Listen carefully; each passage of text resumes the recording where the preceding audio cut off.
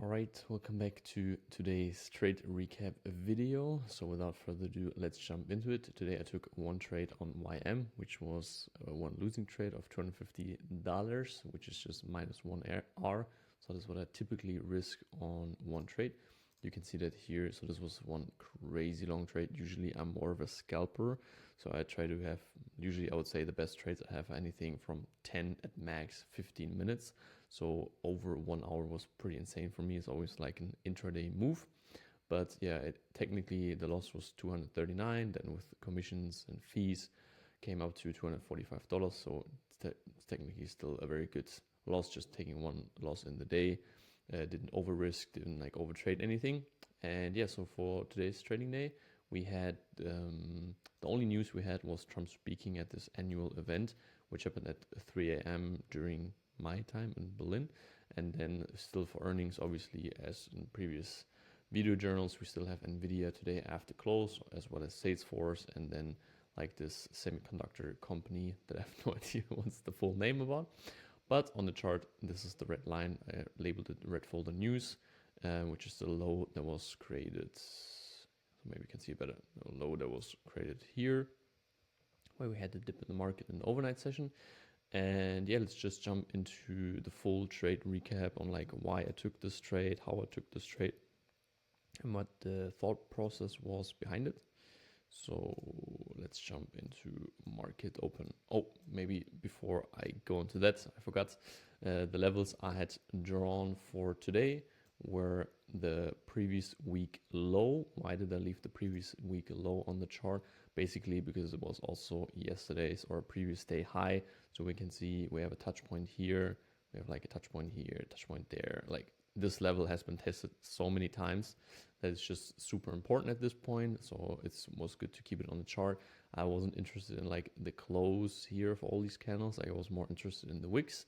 Then obviously we had the previous day low, which today was uninteresting for us. We had the weekly open, previous day high. Technically this is Monday's high and then also Friday's high. So this was a very important level for me as well, which obviously would have been a very crazy move coming from Monday all the way back up to this point, which we did not.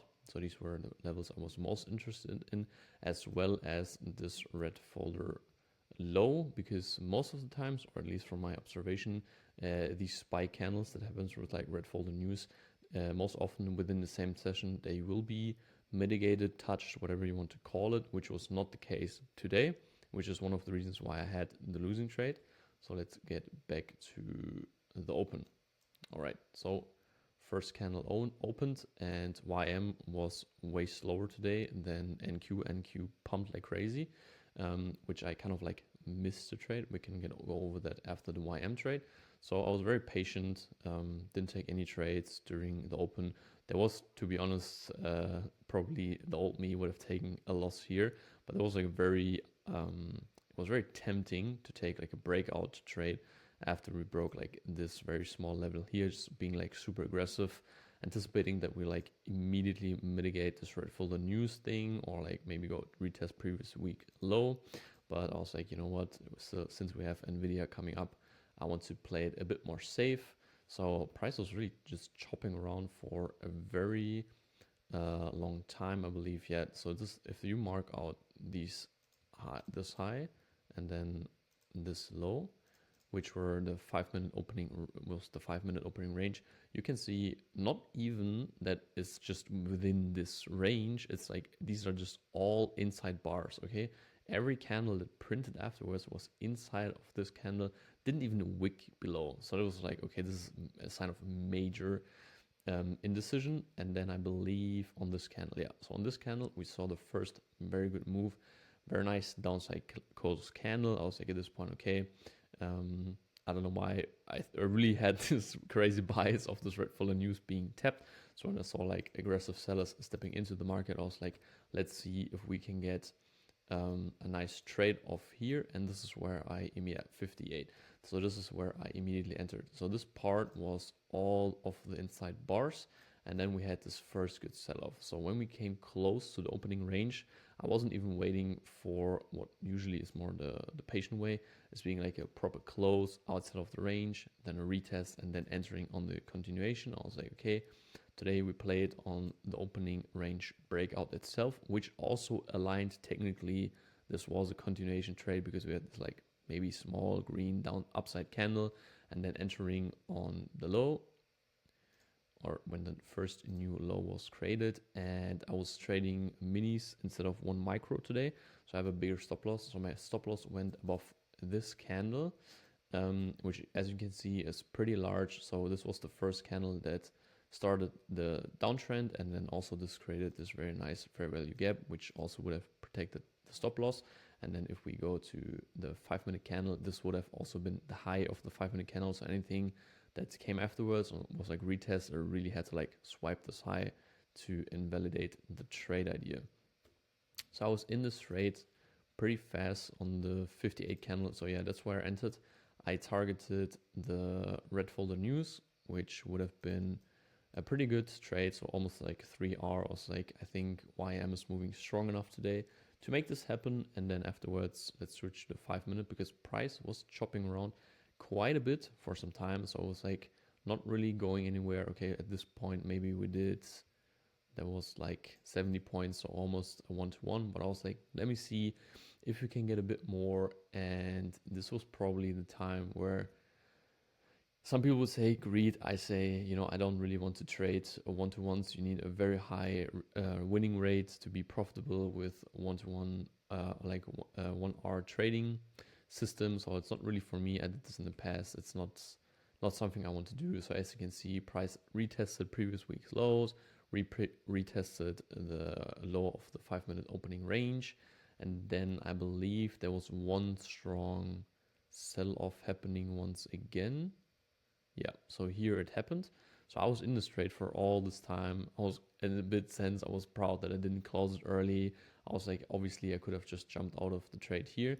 But once we saw this move, right? So at this point, this was a 1 hour trade, $250, could have closed it.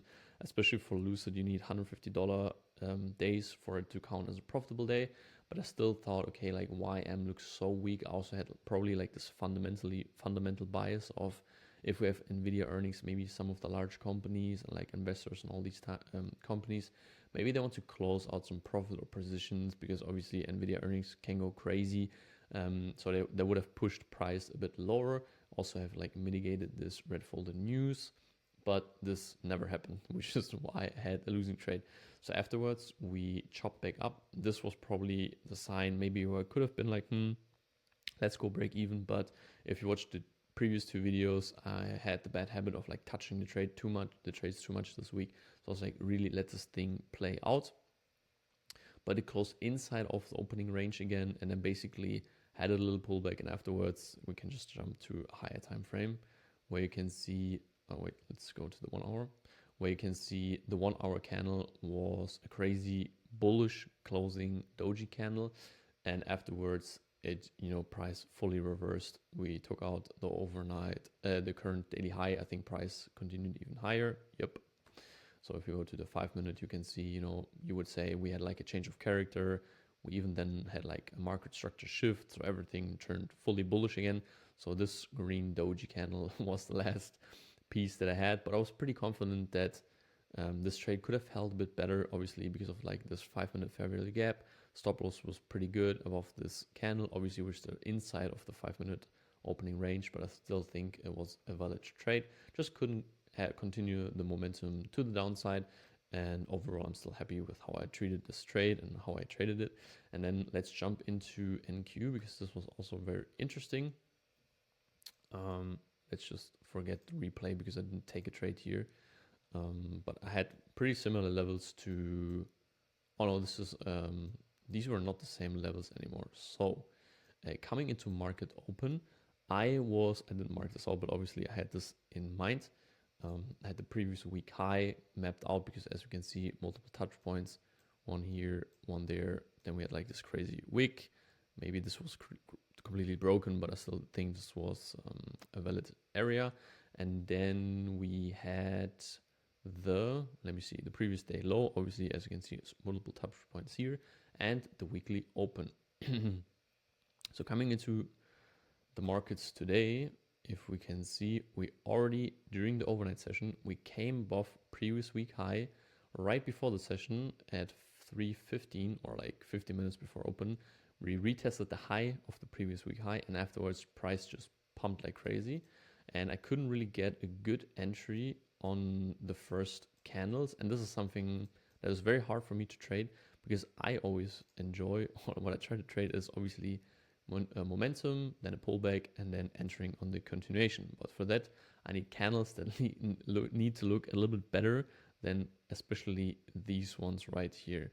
Because maybe if you trade candlestick patterns, there's maybe something like a tweezer top. So if we break the low, then we anticipate like a move to the downside.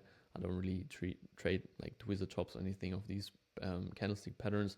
But I would have liked to, for like if NQ made more lows, not lows, but like put in a little retracement and then entering on the momentum. So instead of having like the staircase move, it was more like just creeping up all this time, and it's hard to catch a good entry here, because for me at least, you always have this bias of like, oh, you enter and then we have the retracement.